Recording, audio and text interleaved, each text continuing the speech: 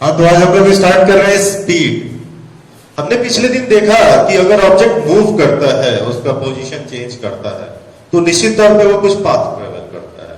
वह path distance कहलाता है। अगर इस पाथ का डायरेक्शन फिक्स कर दिया जाए स्ट्रेट लाइन में, तो वो डिस्प्लेसमेंट होता है। अब हम देख रहे हैं कि उस डिस्टेंस का रेट, वो टाइम के रिस्पेक्ट में जब हम उसे करते हैं मेजर, तो हमें एक अलग हमें क्वांटिटी, फिजिकल क्वांटिटी मिलती है, जिसे स्पीड कहा जाता है। तो स्पीड यहां हम डिफाइन कर रहे हैं। Speed, it is defined as rate of change of distance per unit time या विद रिस्पेक्ट टू टाइम आप कर सकते हैं।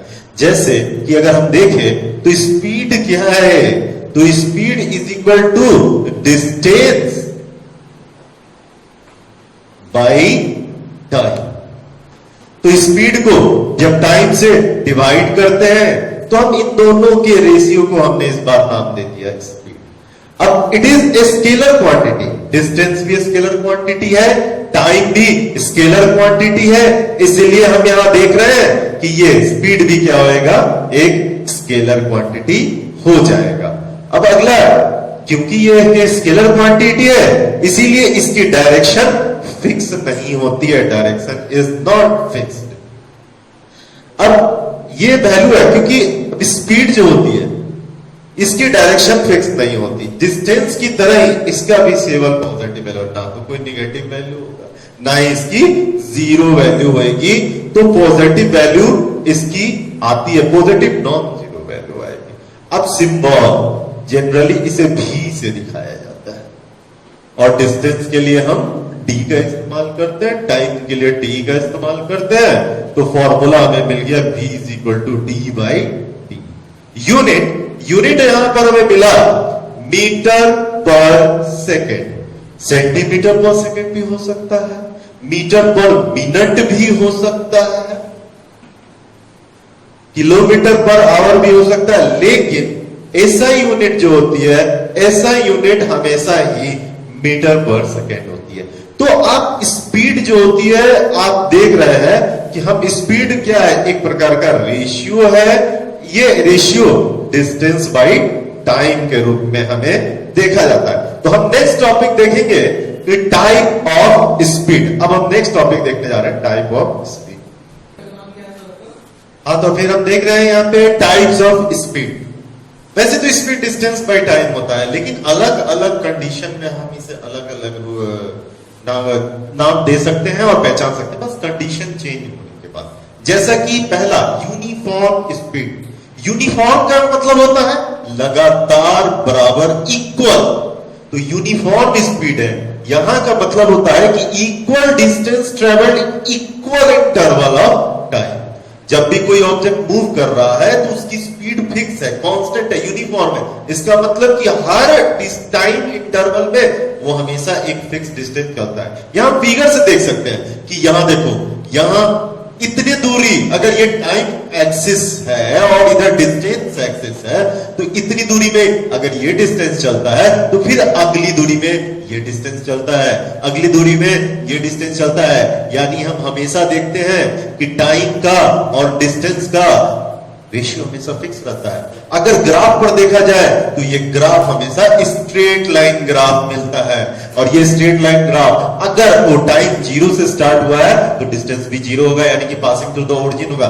बट कोई जरूरी नहीं है कि हमेशा पासिंग थ्रू द ओरिजिन हो, ये यहां से भी स्टार्ट हो सकता है। अगर ओरिजिन 0, 1, 2, 3 सेकंड से हमारा अगर एक्सपेरिमेंट स्टार्ट होता है, या फिर हो सकता है कि एक्सपेरिमेंट 0 से स्टार्ट हुआ लेकिन डिस्टेंस ही हमने थोड़ी दूरी पर रख रखा है। तो अगर ये रहे तो फिर ये भी ग्राफ हो सकता है। ये तीनों ग्राफ यूनिफॉर्म स्पीड को बता सकते हैं, लेकिन सब में कंडीशन अलग है। यहां इस टाइम से 3 सेकंड से मेरा एक्सपेरिमेंट स्टार्ट हुआ, यहां 0 सेकंड से स्टार्ट हुआ, और यहां पे 0 सेकंड तो रहा, डिस्टेंस ही 3 किलोमीटर या 3 मीटर से लिया गया है। तो यूनिफॉर्म स्पीड में ये बात हमेशा ध्यान रखनी होगी। अगर हम ग्राफ प्लॉट करने जा रहे हैं तो इस ग्राफ में हमें हमेशा स्ट्रेट लाइन मिलता है। दूसरा है non uniform speed. Non uniform speed का मतलब होता है कि यहां पे डिस्टेंस फिक्स नहीं होगा, unequal distance in equal interval of time. अगर हम यहां टाइम एक्सिस को बराबर बराबर भागों में बांट देते हैं तो हम देखते हैं कि इस दूरी पर यहां डिस्टेंस है, इस जगह पर यहां डिस्टेंस मिलता है, यानी डिस्टेंस की वेरिएशन ये चली गई, अगले समय में डिस्टेंस की वेरिएशन ये आ गई, फिर अगले समय में ये आ गई। यहां पर टाइम पर डिस्टेंस फिक्स नहीं है, कभी डिस्टेंस ज्यादा हो सकता है, कभी डिस्टेंस कम हो सकता है। इस तरह से इसे हम कहेंगे unequal distance in equal interval of time.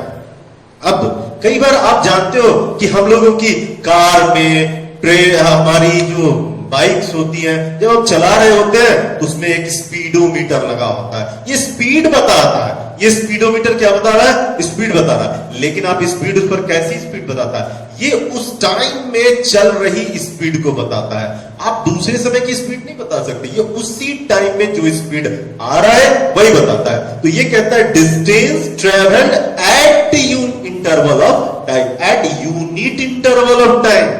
Distance travel at unit interval of time, यानी एक सेकेंड में जो जितना भी डिस्टेंस चल रहा है उस टाइम पर कवर किया गया डिस्टेंस ही हमें इससे पता चलता है। वैसे भी आप जानते हो इंस्टेंटेनियस का मतलब क्या होता है? इंस्टेंटेनियस का मतलब होता है क्षणिक, एक क्षण में, क्षणिक है ये, उस क्षण का, उस पल का, उस मोमेंट के बारे में बताता है कि उस वक्त कितना डिस्टेंस ट्रेवल किया गया। और हम जो कार में, हम अपने व्हीकल में, जो व्हीकल में जो स्पीड चेक कर रहे होते हैं, देख रहे होते हैं, स्पीडोमीटर। आपको पता है एक और मीटर होता है व्हीकल में, ओडोमीटर। ओडोमीटर का मतलब क्या होता है? ओडोमीटर हमारी गाड़ी ने जितना डिस्टेंस आज तक ट्रेवल किया है वो मीटर बताता है, ओडोमीटर। और एक तीसरा मीटर भी होता है, वो क्या होता है? Fuel metre. इस तरह से एक 3 मीटर होते हैं, ओडोमीटर, स्पीडोमीटर, फ्यूल मीटर, और आजकल एक और मीटर चला हुआ है, ट्रिप मीटर। ट्रिप कर देते हैं तो हमें जब भी अपनी एक्सपेरिमेंट या कोई भी स्टार्ट करना होता है तो हमारा डिस्टेंस वहां 0 दिखाने लगता है, और फिर जितना दूर गाड़ी ट्रेवल करती है वो डिस्टेंस को मेजर करता है। चलिए, उससे तो मतलब नहीं है हमारा, यहां मतलब है इंस्टेंटेनियस स्पीड से। इंस्टेंटेनियस स्पीड हमेशा स्पीडोमीटर से देखते हैं, और यही बताता है किसी यूनिट टाइम में कितना डिस्टेंस ट्रेवल करता है। अब बात आ उठती है कि एवरेज स्पीड की। तो एवरेज स्पीड जो है ना, एवरेज स्पीड, कई बार हम गाड़ी से जा रहे होते हैं और आपने देखा होगा कि हम अपने बाइक से जा रहे होते हैं, ऐसे में क्या करते हैं? कभी बाइक तेज कर देते हैं, कभी बाइक धीमे कर देते हैं, कभी कभी रोक देते हैं, कभी फिर से तेज चला देते हैं। और इस तरह से जब हम पहुंचते हैं तो किसी ने कहा कि भाई अब कितना चला क्या है, तो हम कह देते हैं एवरेज हम 20-25 किलोमीटर चला क्या है। तो एवरेज कैसे निकालते हैं? क्योंकि डिस्टेंस तो कभी भी फिक्स था नहीं, कभी बढ़ गया, कभी घट गया, कभी कभी स्पीड ज्यादा हो गई। ऐसी अवस्था में ये काम आता है एवरेज स्पीड। एवरेज स्पीड कहता है कि total distance travel in total time taken, यानी कि एवरेज डिस्टेंस कहता है कि total distance travel per unit total time. अब ये कैसे निकालेंगे? एवरेज स्पीड के लिए टोटल डिस्टेंस में से टोटल टाइम को डिवाइड कर दिया जाएगा, तब यहां पर हम इसको कहते हैं average speed. So for example इसमें 3 केस आपको पढ़ने होंगे, इन्हीं 3 केस में से सारे प्रॉब्लम्स बन जाएंगे, सारे फॉर्मूला बन जाएंगे। सपोज कि कोई भी ऑब्जेक्ट इस पॉइंट से, ए पॉइंट से बी पर जाता है और बी से सी पर और सी से डी पर जाता है। इनके बीच में डिस्टेंस d1, d2, d3 और टाइम t1, t2, t3 और वेलोसिटी मान लो स्पीड जो है वो v1, v2 और v3 होती है। हो सकता है कि शुरू में आपको ये ना दिया रहे तो आपको कह देगा क्वेश्चन में कि एवरेज स्पीड निकालो, तब कि जब आपको दिया हुआ d1, d2 और d3, t1, t2 और t3, तो उस वक्त फॉर्मूला आपका हो जाता है एवरेज स्पीड का d1 plus d2 plus d3। ये क्या बता रहा है? ये बता रहा है टोटल डिस्टेंस, और टाइम d1, d2, d3 ये क्या बता रहा है? Total time taken. तो हम इस फॉर्मूला का यूज करके प्रॉब्लम बना सकते हैं तब कि जब हमें डिस्टेंस पता हो और टाइम पता हो। लेकिन कभी कभी ऐसा भी हो सकता है कि किसी क्वेश्चन में वेलोसिटी दिया हुआ है, टाइम दिया हुआ है, लेकिन आपको उसमें डिस्टेंस ही नहीं दिया हुआ। तो ऐसे में केस 2, जब आपको वेलोसिटी दी हुई है, टाइम दिया हुआ है और बाकी कुछ नहीं दिया हुआ है, तो आप क्या करेंगे? तो आप पहले d1 निकालेंगे। d1 is equal to velocity या स्पीड इंटू d1, और d2 is equal to speed into d2, and the formula 3 is equal to v3 into t3। हमारा ओरिजिनल फॉर्मूला है average velocity total distance upon total time taken. तो यहां हमारा formula हो जाएगा is equal to d1 t1 v2 t2 v3 t3 upon t1 plus t2 plus v3। तो यही आपका फॉर्मूला बन गया। तो यहां हमने देखा तो अब सीधा average speed d1 t1 v2 t2 जो t3 t3 upon t1 t2 t3, ये फॉर्मूला ब्लॉक में आ गया। तो ये हमारा पहला फॉर्मूला हुआ, first formula, and the second formula is. अब तीसरा ये हो सकता है कि हमें डिस्टेंस दिया हुआ हो, वेलोसिटी दी हुई हो, लेकिन आपको टाइम ही नहीं दिया हुआ, तब ऐसे में कैसे निकालेंगे? तो केस 3 है कि डिस्टेंस d1 दिया है, d2 दिया रहे और d3 दी रही, वेलोसिटी v1 दिया रहे, v2 दी रहे और v3 दिया रहे, लेकिन टाइम ही नहीं हो। तो ऐसे केस में हम पहले टाइम निकाल लेंगे, d1 बाई v1 और d2 बाई v2 और time d3 by v3। Here आगे हम देखते हैं द एवरेज स्पीड का पुराना formula, total distance upon total time taken. तो इस हिसाब से total distance d1 d2 d3 और हमें टोटल टाइम मिल जाएगा t1 t2 t3। तो हमारा रिक्वायर्ड फॉर्मूला हमें मिल गया। यहां मैं ये कहूंगा कि आप पूरी तरह से फॉर्मूला रटने पर बिल्कुल नहीं जाएंगे। हम बेसिक कॉन्सेप्ट पता करेंगे कि हमें किसी भी तरह से टोटल डिस्टेंस निकालना है और किसी भी तरह से टोटल टाइम निकालना है और उन दोनों की रेशियो निकालनी है। फॉर्मूला रटना ठीक नहीं होगा, हो सकता है कि वो गलत भी हो जाए कभी या मिस कर जाए इंसान, लेकिन फॉर्मूला हेल्प तो करता है। तो आप अगर समझ जाए और उसे फॉर्मूला को याद कर ले तो काफी बेहतर। तो हमारा फॉर्मूला हो गया average speed is equal to d1 d2 d3 upon t1 t2 t3 and this is the our formula. Hence तो अब तक हमने देखा कि स्पीड्स के टाइप के बारे में, यूनिफॉर्म नॉन यूनिफॉर्म के बारे में, एवरेज वेलोसिटी के तीनों केस के बारे में। अब इसके बाद हमें कुछ प्रॉब्लम्स है, आप अपनी बुक्स में जाएं, डेटा फिक्स करें और इसके प्रॉब्लम को सॉल्व कर सकते हैं। वैसे मैं 1-2 प्रॉब्लम यहां प्रैक्टिस करवा देता हूं, उसी आधार पे आपके सारे एक्सरसाइज के प्रॉब्लम्स भी सॉल्व हो जाएंगे। हेलो, हाँ, तो हम देखेंगे यहाँ पे अभी हमने एवरेज वेलोसिटी निकालना है, तो इसमें कुछ प्रैक्टिस के लिए मेरे देखिए। पहला क्वेश्चन क्या रहा है, suppose any object is covering distances 10 kilometre and 30 kilometre. Suppose अगर कोई ऑब्जेक्ट ए पोजीशन पे है और उसने बी पोजीशन तक जाने के लिए 10 किलोमीटर कंप्लीट करा, फिर उसने सी पोजीशन जाने के लिए 30 किलोमीटर कंप्लीट किया। इन दोनों में जाने के लिए उसे टाइम लगता है 3 आवर लगता है और फिर 2 आवर लगता है। तो हमें बताना है कि एवरेज स्पीड क्या हुई। तो हम जानते हैं एवरेज स्पीड हो जाती है total distance upon total time, और यहां पे टोटल डिस्टेंस क्या होगी, t1 t2 और टाइम हो जाएगी t1 t2। फॉर्मूला में हम रख रहे हैं 10 plus 30 3 plus 2 40/5 and it is equal to 8 kilometre per our.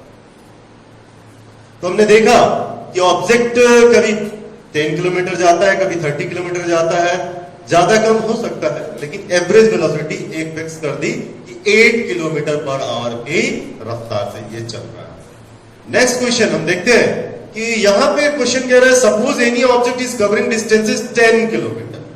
अगर कोई ऑब्जेक्ट है और वो 10 किलोमीटर जा रहा है ए से बी तक पहुंचना, फिर कह रहा है कि एंड 30 किलोमीटर, फिर मान लो बी से सी जाने में अगर उसे 30 किलोमीटर लग रहा है, वेलोसिटी दी हुई है, तो भाई यहां पर वेलोसिटी है 5 किलोमीटर पर आवर, और यहां वेलोसिटी दी हुई है 10 kilometre per our. Average velocity कैसे निकालोगे, तो एवरेज वेलोसिटी होती है total distance by total time. हाँ जी, तो अब टोटल डिस्टेंस क्या है, टोटल डिस्टेंस तो ऊपर 10 किलोमीटर प्लस 30 किलोमीटर, यही है। टाइम निकालना है, लेकिन टाइम तो दिया नहीं ऊपर। जब टाइम नहीं दिया रहा है तो हमें पहले ही t1 निकाल लेना पड़ेगा, 10/5 2 आवर, और यहां t2 है 30/10 3 आवर। Here 40/2 plus 3 यानी 40/5, it is 8 kilometre per our.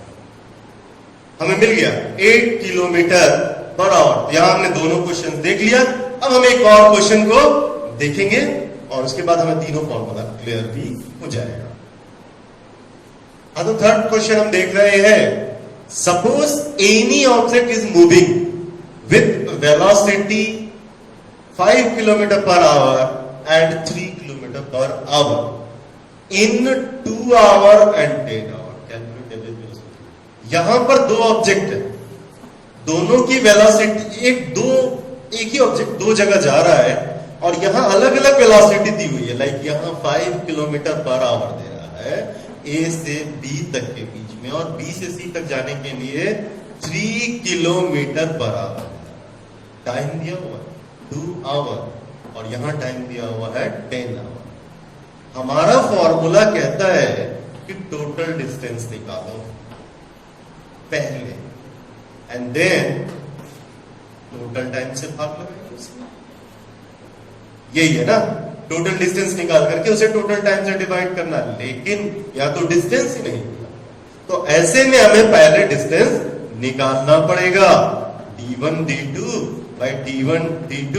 लेकिन यहां फॉर्मूला क्या है, तो v1 d1 v2 d2 upon d2। हम फॉर्मूला पहले डिस्टेंस का यहां पुट करेंगे और तब सॉल्व करेंगे। तो इस तरह से 5 into 2 प्लस 3 into 10, नीचे टोटल टाइम आ जाएगा 10।